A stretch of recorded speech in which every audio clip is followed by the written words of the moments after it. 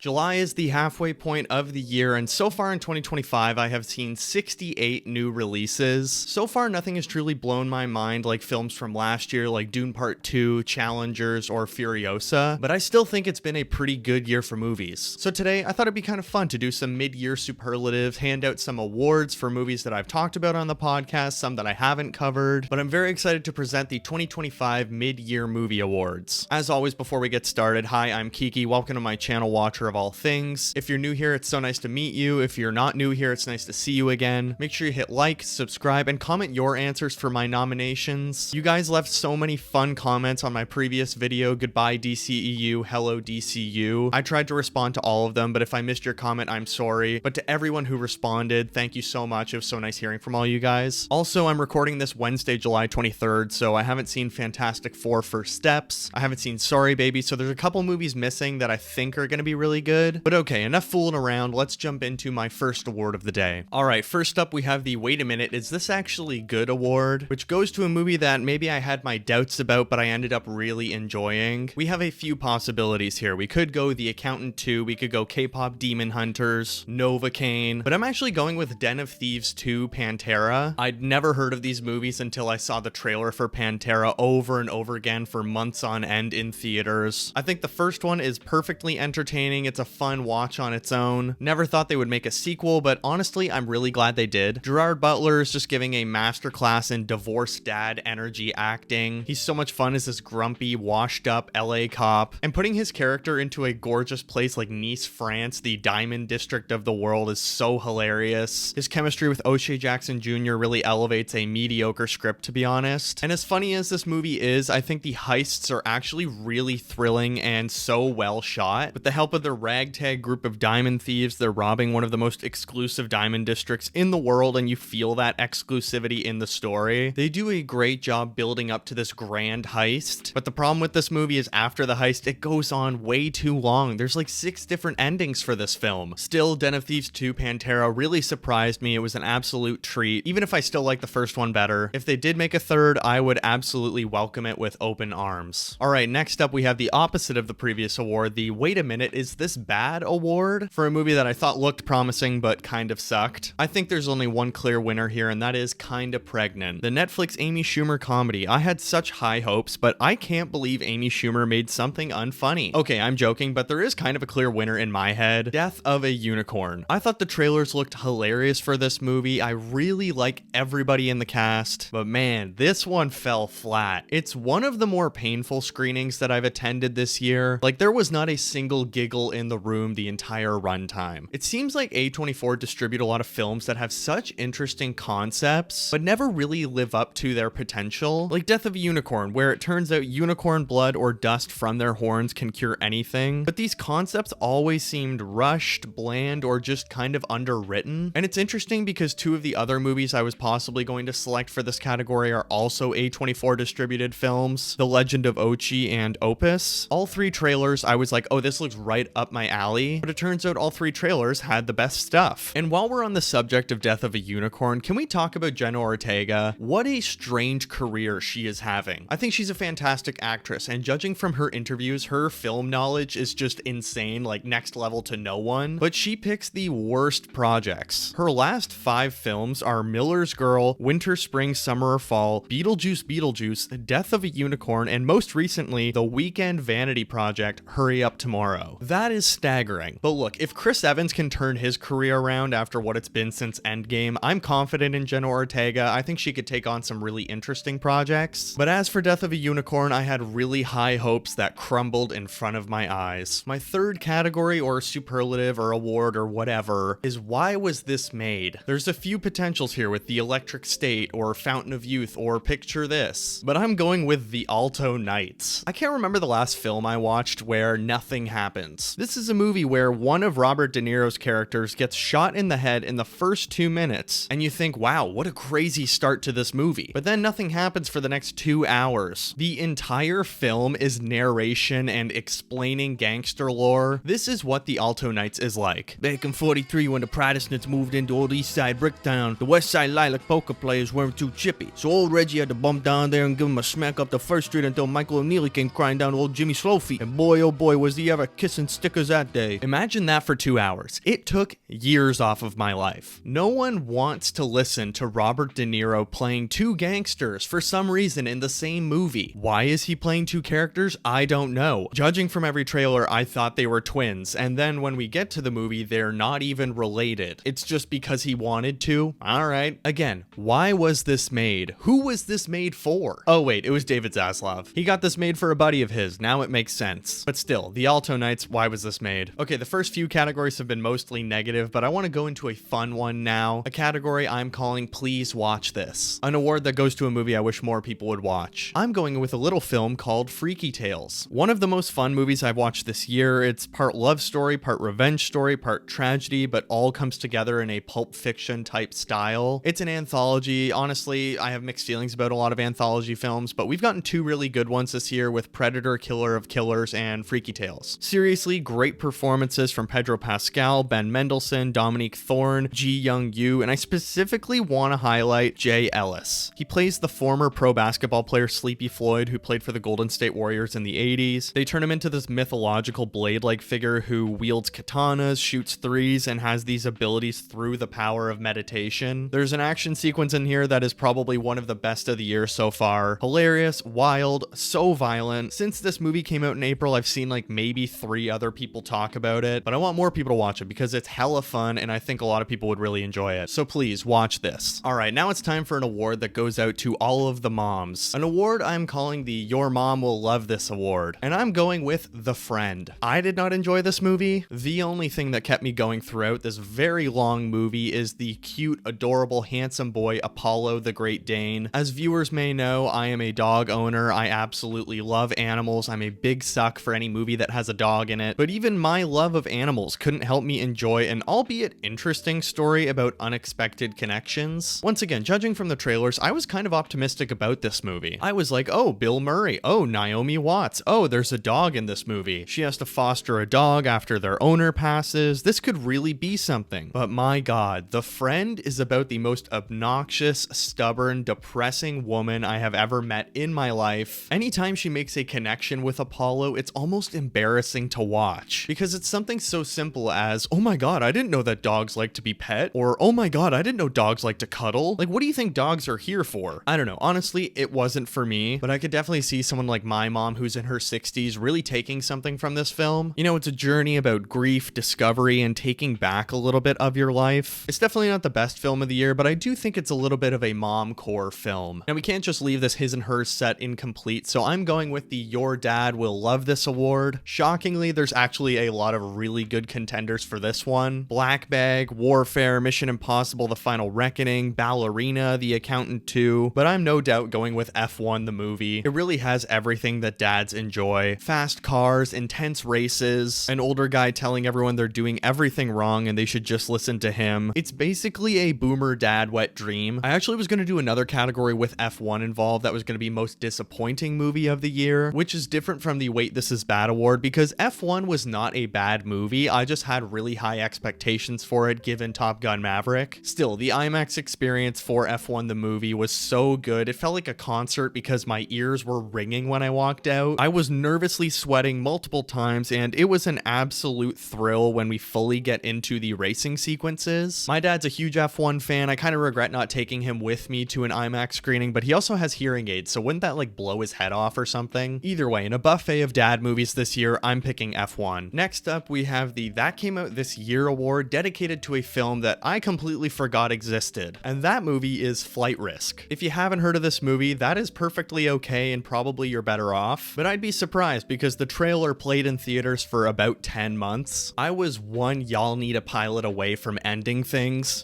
Y'all need a pilot? Flight Risk not only stars one of my least favorite people in the world, Mark Wahlberg, but it's directed by an equally bad dude, Mel Gibson. Flight Risk is probably the worst thing to happen to aviation since 9/11, but you know, if Mark Wahlberg were on board one of those planes, it wouldn't have gone down like it did. That's a real thing he said. I'm being completely serious. Y'all need a pilot? The movie looks incredibly cheap, the performances are Razzie-worthy, the jokes made me scratch my head, like there's an alarming amount of rape jokes in this film, and Flight Risk just kinda ends with an entire plotline unsolved. It was an all-timer bad movie that I forced myself to forget until now, where it has won the That Came Out This Year award. Y'all need a pilot?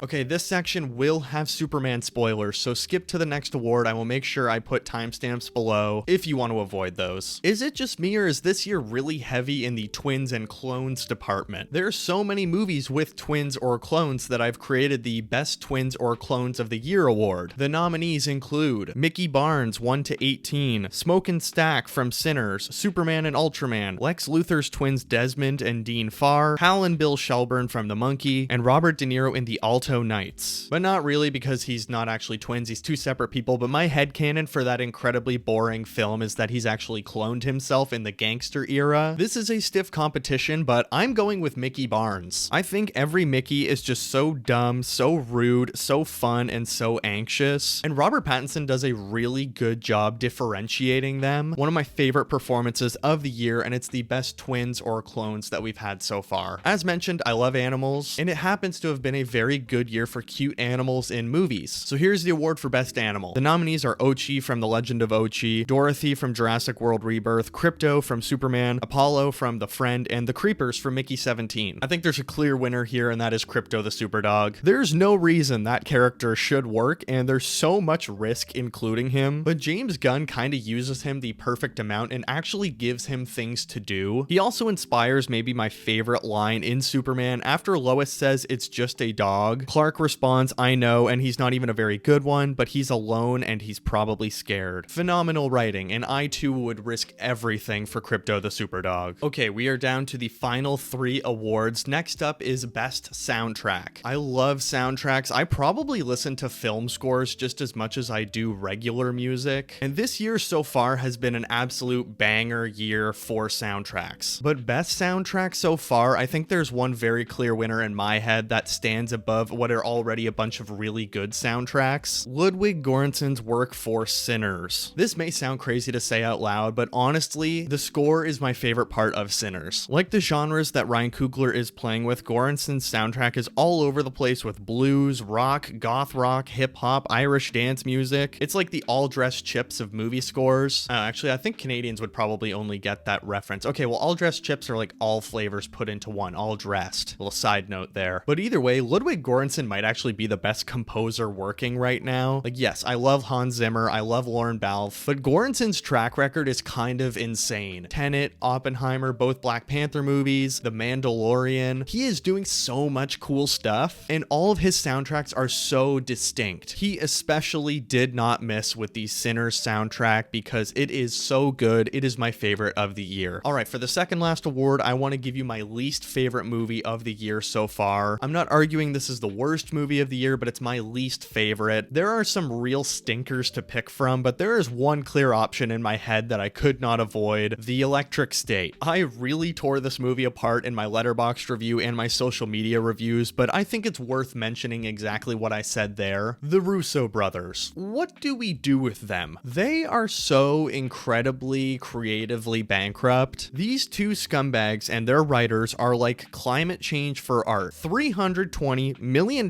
for a movie with no real characters, no real ideas, no real heart, an over-the-top score, and abusive needle drops, all slammed together in a film that's to be watched while you scroll your phone, fold your laundry, work from home, or shop online. The Electric State is not a movie, it is not art, it's content. Look, as you may know from my Marvel video that I did on the channel a few months ago, I'm a huge MCU fan, but I'm a little scared for the next 2 Avengers movies. The Russo brothers' skills as filmmakers have kind of dropped off a cliff. I feel like the further they've gotten from Community and Captain America, the worse they've got. Or maybe it's the complete opposite, and under Marvel Studios supervision, they actually know exactly what to do because they're more supervisors. They know how to say, all right, your turn, stand in front of the green screen and shout at blah blah blah and glup shitto that's gonna run in through a portal. But whatever, that's a topic for another video. Right now, I am telling you my least favorite movie of the year so far is The Electric State. Which brings brings me to the grand finale, my favorite movie of the year so far. I really did flip-flop between 3 choices. Like, I probably rewrote this section multiple times, but I'm going with my gut and saying Mickey 17. Special shout out to Sinners and Superman and 28 Years Later. Those are my runner-ups, but I absolutely adored Mickey 17. I know it wasn't for everyone. It's so funny, it's so silly, it's so heartfelt, it's so stupid and over the top. But that's what I really love in movies. I really appreciate the production design of this story and how it utilizes the color blue in these different ways and shapes like a circle. It has such a fun look, a riveting story, and honestly, we need more satirical works about the ridiculous times we are living in. I mean, we just had Eddington, a similar political satire that at first I was like, maybe I hate this, but it's slowly grown on me after listening to a few Ari Aster interviews. Bong Joon-ho knocked it out of the park for me, doing sort of his best hits version of his films like Okja and Snowpiercer. And again, Robert Pattinson, give him the Oscar nomination. He's doing something that honestly is so difficult, just like Michael B. Jordan did actually, in really differentiating your twins or your clones. Michael B. Jordan in Sinners is probably like one of my top 3 performances as well. I think he's gonna get an Oscar nomination. Hell, maybe both of them will get like lead actor and supporting actor. I don't know, that would be really funny. But also special shout out to Naomi Ackie, who I absolutely adored as Nasha. I thought she was brilliant in Blink Twice last year, and she was just as good in Mickey 17. Wife of the year for real. Also, Mark Ruffalo and Toni Collette are freaky, they're hilarious and ridiculous. I loved them. Mickey 17 absolutely rocked, and I think it's my favorite movie of the year so far. With 68 movies down in 2025, I have to say I have a lot of 4-star films, but nothing above that like this time last year. I think by the end of summer I could bump up some of my ratings for Sinners, Superman, 28 Years Later, possibly Mickey 17, but I want to rewatch them before I do that. It definitely felt like a slow start to the year, but honestly I feel like we've really kicked into gear and gotten some movies that general audiences have loved and I've really enjoyed. And if you've enjoyed this video of me discussing some of these films, you can check out my weekly podcast, Watcher of All Things. It's my weekly show where I talk movies, TV shows, and all things entertainment with new episodes dropping every Monday. You can find it on all of your streaming platforms or right here on this wonderful YouTube channel. I'm actually going on vacation for most of August, but I have pre-recorded episodes that are going to be a lot of fun. We're doing a 4-week mini series where each week I cover one of my Letterboxd 4 favorites. It'll be a blast. You do not want to miss it. But as for now, make sure you hit like, subscribe, and comment your winners for each of these categories down below. I really do want to hear from you. Also hit the notification bell so you know when new videos or podcast episodes drop. But for now, thank you all so much for watching. Take care of yourselves, and I will see you in the next one.